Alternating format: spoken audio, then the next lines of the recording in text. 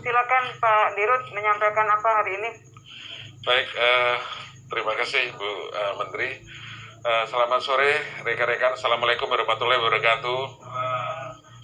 Pada sore hari ini kami akan menyerahkan data calon penerima bantuan tenaga kerjaan melalui Ibu Menteri Tenaga Kerja.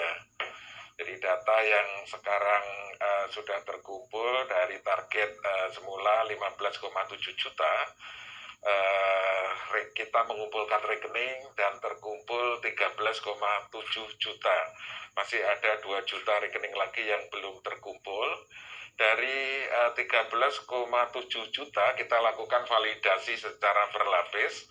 Rekening yang tervalidasi ini kita akan serahkan secara bertahap, yaitu sebanyak 2,5 juta per batch. Ini kita lakukan akan memudahkan melakukan rekonsiliasi, monitoring, dan juga untuk prinsip kehati-hatian. Jadi pada sore hari ini kita akan menyerahkan data-data tersebut dan menandatangani surat penyerahan dokumen tersebut yang akan ditandatangani oleh Ibu Menteri Tenaga Kerja dan saya Direktur Utama BPJS Ketenagakerjaan. Terima kasih. Monggo Pak, silakan ditandatangani Pak.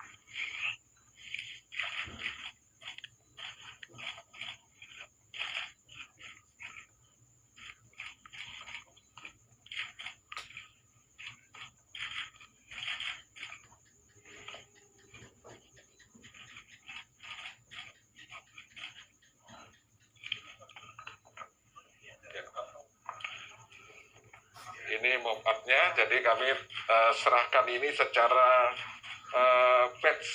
Ini batch pertama 2.500.000 nomor rekening. Ya, 2.500.000 data yang kita serahkan. Ya. Terima kasih Pak. Kami menerima data calon penerima program subsidi gaji atau upah ini dari BPJS Ketenagakerjaan. Tadi Pak Dirut menyampaikan rekening yang sudah masuk 13,7 juta. Masih ada 2 juta lagi yang masih dalam proses. Karena datanya itu membutuhkan validasi data dari BPJS Ketenagakerjaan, maka kami tadi menerima untuk batch pertama 2,5 juta. Nah, dari 2,5 juta ini kami akan melakukan checklist untuk mengecek kesesuaian data yang ada. Setelah itu baru nanti setelah selesai checklistnya, baru akan kami serahkan kepada KPPN untuk bisa mencairkan uangnya yang nanti akan disalurkan ke bank penyalur. Dalam hal ini adalah bank-bank pemerintah. Dari bank pemerintah, dari bank penyalur tersebut nanti akan ditransfer, dipindah bukukan ke penerima program subsidi upah atau setelah kami batch 2,5 ini diserahkan ke kami membutuhkan waktu untuk mencek kesesuaian data yang disampaikan oleh Pak Agus.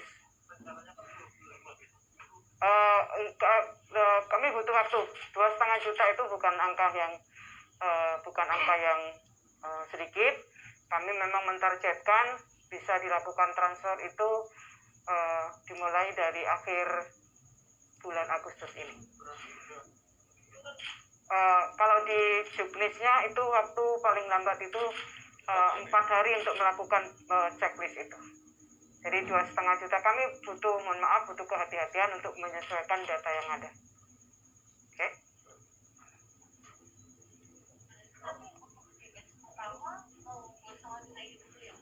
Kami merencanakan batch pertama 2,5 juta. Mudah-mudahan 2,5 juta itu minimal ya, per minggu bisa kami lakukan, sehingga dari 15,7 itu bisa masuk datanya pada akhir September 2000.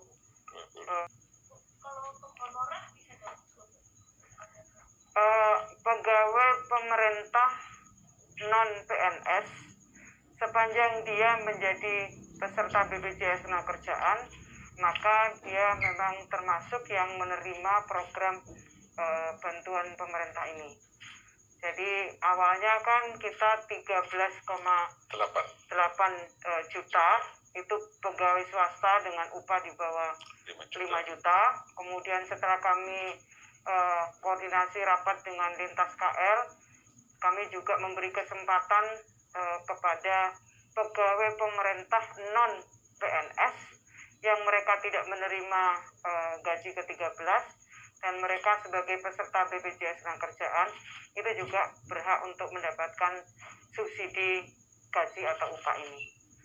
Jadi totalnya menjadi 15,7 juta.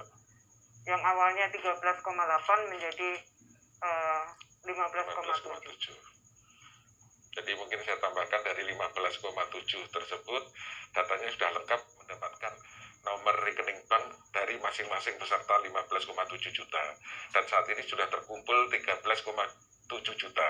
Masih ada 2 juta lagi tenaga kerja yang belum mengumpulkan nomor rekening. Oleh karena itu saya minta bantuan para pemberi kerja, perusahaan, para HRD agar segera mengkolek nomor rekening karyawannya untuk diserahkan kepada BPJS Ketenagakerjaan agar bisa mendapatkan bantuan subsidi upah dari pemerintah. Dari 13,7 juta kita lakukan validasi secara berlapis. Dari validasi, baik itu validasi kepada bank, kita ingin memastikan bahwa nomor rekening itu benar nomor rekening yang ada di bank. Harus kami validasi sebanyak 127 bank dan ini kita lakukan by system secara automatically, tapi karena jumlah besar perlu waktu. Dan dari 13,7 juta yang sudah tervalidasi sebanyak 10 juta. Dari 10 juta hari ini kita serahkan 2,5 juta secara bertahap by batch ini untuk memudahkan monitoring dan juga kita menerapkan prinsip kehati-hatian. Dari isi Permenaker nomor 4 tahun 2020 kan ada sanksi ya Bu bagi pemberi kerja apabila yang satu tidak. Saya belum tahu Bu sanksi yang diberikan kepada pemberi kerja itu apa ya? Sanksi administrasi.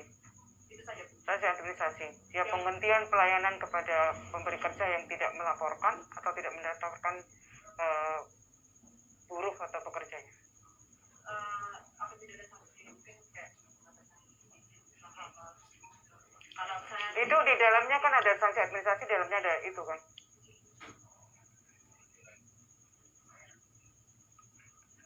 Ya, jadi mungkin bisa saya tambahkan sesuai dengan peraturan pemerintah nomor 86 perusahaan yang tidak memberikan data benar kepada BPJS Ketenagakerjaan, tidak mendaftarkan dan sebagainya akan mendapatkan dikenakan sanksi, yaitu sanksi administratif. Sanksi administratif mulai dari teguran, denda, dan juga dihentikannya pelayanan publik tertentu, dan juga sanksi-sanksi lain sesuai dengan ketentuan peraturan perundangan yang berlaku. Nanti track itu juga bisa.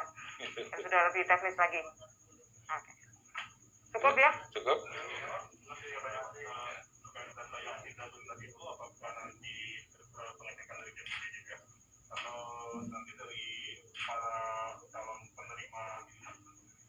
Oh ya, dari data yang masuk 13,7 juta kita lakukan validasi berlapis tadi, ada yang belum valid, ini kita kembalikan kepada pemberi kerja.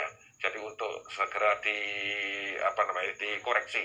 Dan saat ini sedang dalam proses, oleh karena itu saya minta bantuan para HRD perusahaan untuk segera menindaklanjuti. Ya, jadi kita kembalikan lagi kepada pemberi.